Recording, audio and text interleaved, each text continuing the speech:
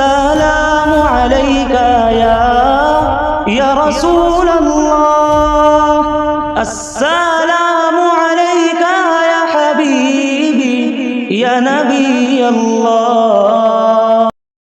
اس کے بعد اردو تقریر کے لیے محمد انس حسرت اللہ آئیں اور اپنی تقریر پیش کریں۔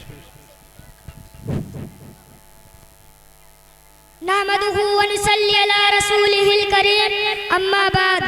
سعادت، سیاست، عبادت ہے علم، حکومت ہے دولت ہے طاقت ہے علم۔ محترم بزرگوں اور دوستوں، السلام علیکم ورحمۃ اللہ وبرکاتہ۔ قرآن میں اللہ تبارک و تعالیٰ نے ہمارے نبی صلی اللہ علیہ وسلم کو اس بات کا حکم دیا کہ اللہ سے یہ دعا مانگے، ربی زدنی علما، اے میرے رب میرا علم بڑھا دیجئے، کیونکہ علم ہی ایک ایسی چیز ہے جو بندہ کو خدا کی پہچان کراتا ہے، علم ہی اللہ کا خوف بڑھاتا ہے، علم ایک روشنی ہے جس سے جہالت کے اندھیرے ختم ہو جاتے ہیں، علم ایک ایسا مخلص دوست ہے جو کبھی دھوکہ نہیں دیتا بلکہ وہ انسان کی حفاظت کرتا ہے۔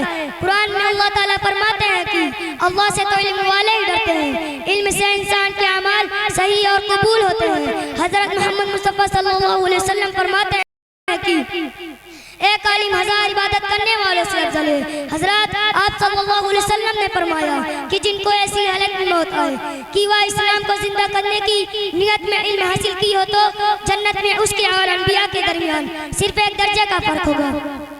اللہ تعالیٰ ہم سب کو دین سیکھنے سکھانے کی توفیق عطا فرمائے، آمین۔ وآخر الدعوانا ان الحمدللہ رب العالمین۔ السلام علیکم ورحمۃ اللہ وبرکاتہ۔